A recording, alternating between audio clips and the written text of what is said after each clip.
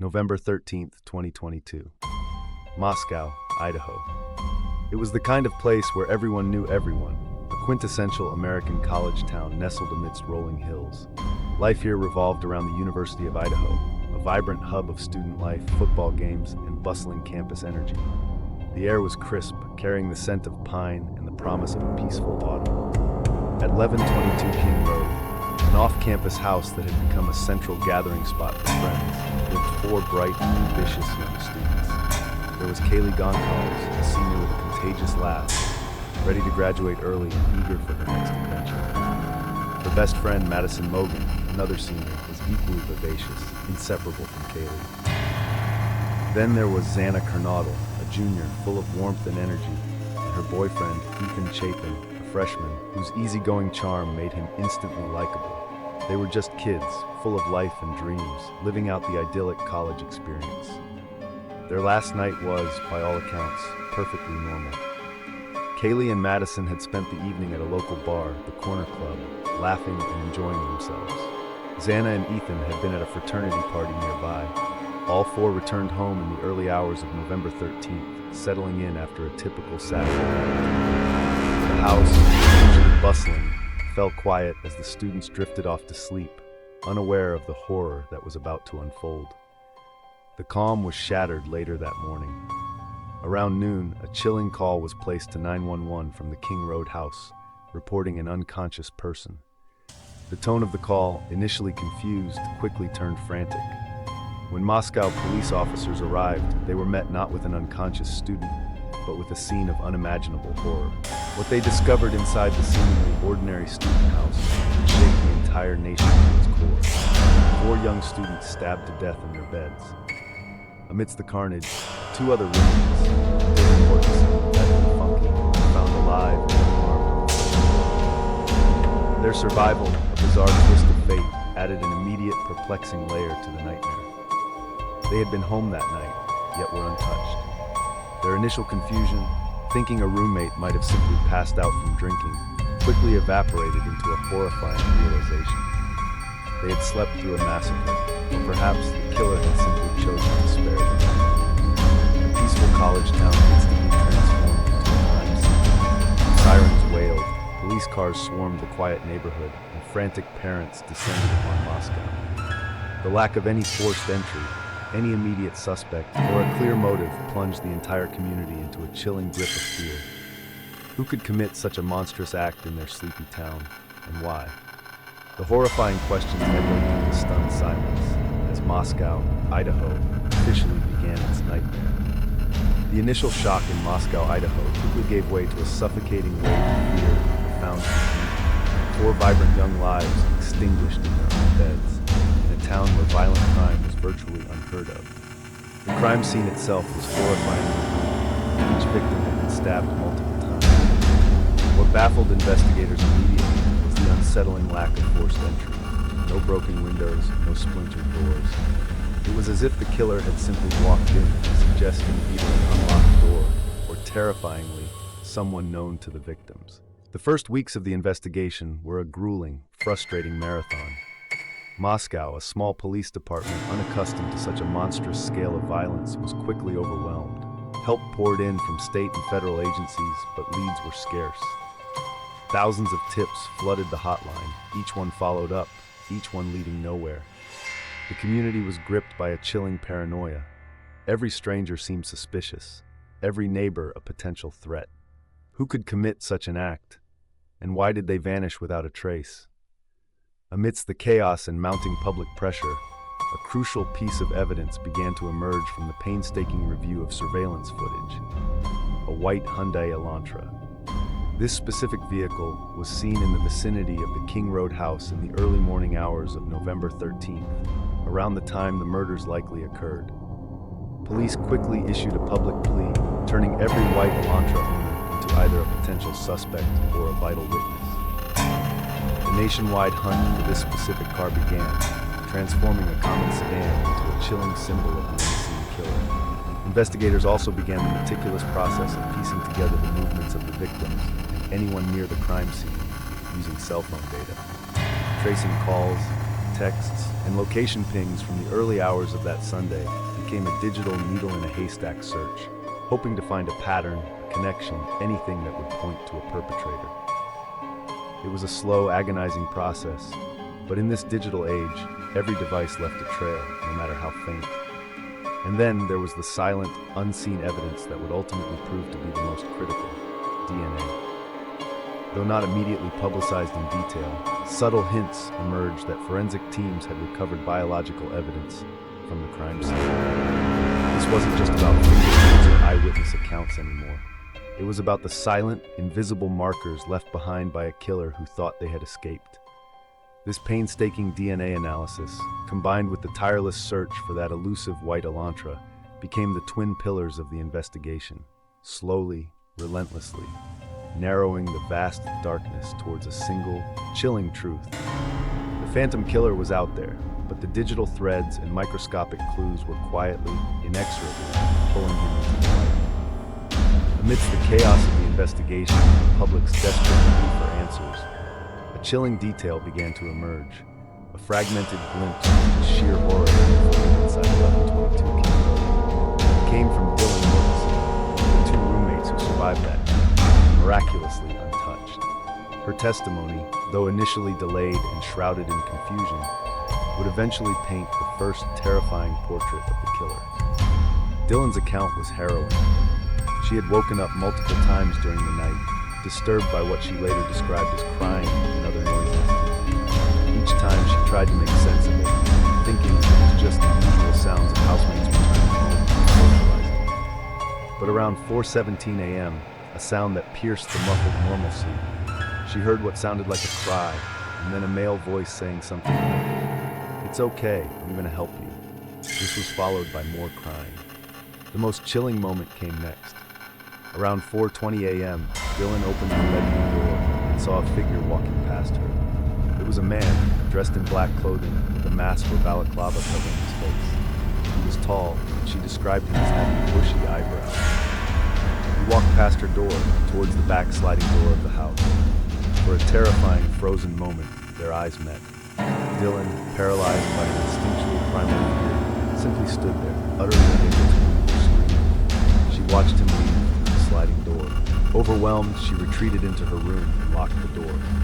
This moment of paralysis, this frozen reaction of sheer terror, became a point of intense public scrutiny and criticism once her account was revealed. Why didn't she call 911 immediately? Why the significant delay? Investigators, however, understood the profound psychological impact of such an event, the shock, the denial, the sheer terror that can render a person helpless. They believed her. The other surviving roommate, Bethany Funke, also slept through the attack, providing little additional information. This fact, coupled with Dylan's terrifying near encounter, underscored the almost supernatural stealth and efficiency of the killer, moving through the house, committing unspeakable acts, all while two other individuals were just rooms away, seemingly unaware until the morning. Dylan's account was the first tangible piece of information providing insight into the events inside the house. It confirmed the presence of an intruder, not just a random act, but a deliberate, silent invasion. It painted the first, terrifying silhouette of the monster who had slipped through the quiet college night, leaving behind unimaginable carnage and a chilling question. How could one person inflict such horror and then vanish like a ghost, leaving survivors to grapple with the terrifying knowledge of what they almost saw? The relentless, agonizing hunt for the phantom killer finally began to narrow. Investigators had painstakingly pieced together thousands of tips, analyzed countless hours of surveillance footage, and delved deep into digital forensics. The twin pillars of their case, the elusive white Hyundai Elantra and the crucial DNA evidence recovered from the crime scene, were finally starting to connect. The breakthrough came with the DNA.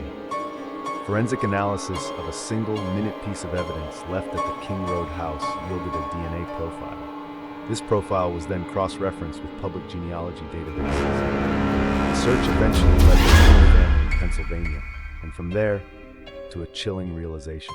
DNA from a trash bag found outside an apartment building in Pullman, Washington, just a short drive from Moscow, provided a direct match. The apartment belonged to a man named Brian Koberger. The revelation sent a jolt through the investigative team. Brian Koberger. Who was he? The answer was profoundly unsettling. Koberger wasn't some unknown transient. He was a Ph.D. student in criminology at Washington State University. He was studying criminal behavior, delving into the very patterns of thought that drive the most horrific acts. The chilling irony of a criminology student being tied to such a brutal, seemingly motiveless murder sent a collective shiver down the spine of hardened investigators. The primary suspect identified, the operation intensified. The FBI and local police launched an intense, covert surveillance operation on Koberger. They shadowed his every move, gathering more evidence, building an airtight case. The tension was immense. They watched as he packed up his car and began a cross-country drive home from Pennsylvania for the holiday, seemingly oblivious to the dragging proposal. For days, law enforcement agencies tracked his every mile, waiting for the opportune moment, ensuring they had enough to make a solid arrest. That moment arrived on December 30th, 2022. In a dramatic, pre-dawn raid, Brian Koberger was arrested at his parents' home in Pennsylvania. The surprise was absolute. Law enforcement swarmed the quiet neighborhood, executing search warrants, seizing evidence, and finally bringing the suspected killer into custody. The news exploded across the nation, a collective gasp of shock. The next step was the long, somber process of extradition. Brian Koberger was transported back to Idaho, the state where he would face justice. As he was brought before the courts, facing multiple counts of first-degree murder and burglary, the national spotlight intensified, burning bright on Moscow, Idaho. The capture of Brian Koberger brought a fragile sense of closure to the terrified community and the grieving families, but it also opened a new, agonizing chapter. The long, arduous road to a trial, and the desperate hope for answers to the chilling question that still haunted everyone. Why? The monster had a name, but the motive remained shrouded in a terrifying silence. With Brian Koberger's arrest, a profound sense of relief, tinged with a chilling disbelief, washed over Moscow, Idaho, and indeed the entire nation. The Phantom Killer had a name, a face, and a background that defied comprehension. But the capture was merely the end of one chapter and the beginning of another, the arduous, emotionally grueling journey through the legal system. The immediate future for the families of Kaylee, Madison, Xana, and Ethan Chapin was now bound to the intricate, often slow-moving machinery of the courts. The legal proceedings would be a relentless battle of motions, discovery, and expert testimonies.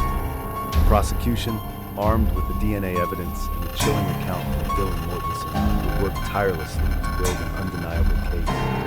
The defense, on the other hand, would dissect every piece of evidence, challenge every claim, and seek to cast doubt, knowing that a life was at stake. The eyes of the world would remain fixed on this quiet Idaho courthouse, awaiting every development. But even with an arrest, the biggest, most haunting question remained. Why? What could possibly motivate a Ph.D. student in criminology to allegedly commit such a brutal, seemingly random act of violence? Was there a hidden connection to the victims? Was it a calculated thrill? A dark obsession? The lack of a clear, logical motive for such depravity was, and remains, deeply unsettling. It gnaws at the collective consciousness, reminding everyone that some evils defy easy explanation. Small, strange details. The sheath of a knife found at the scene. Potential alibis. Every piece of digital breadcrumb, every interview transcript, all scrutinized by armchair detectives and legal experts alike, each hoping to unlock the full, terrifying truth. The impact of that night on Moscow, Idaho was immeasurable and permanent. The once peaceful college town was forever marked by the tragedy. The vibrant campus life was tinged with a lingering sadness, a chilling reminder of innocence lost. Students lived with a heightened sense of vulnerability, and parents across the country grappled with new fears for their children's safety. Most profoundly affected were the grieving families of the four victims, who, with unwavering strength, continued their relentless pursuit of justice and desperate search for answers, their lives irrevocably shattered. The Idaho student murders will forever be etched into the annals of true crime. Its shocking brutality, the seemingly random nature of the attack, the chilling stealth of the perpetrator, and the relentless digital age pursuit of justice captivated viewers. It stands as a stark reminder that even in the most idyllic setting, the darkest of evils can emerge. The monster had a name and was behind bars, but the chilling why still echoes in the darkness, a haunting question that may never be fully answered, even after a verdict is rendered. The lingering shadow of that silent massacre continues to loom over Moscow, Idaho, and the hearts of all who remember Kaylee and Madison.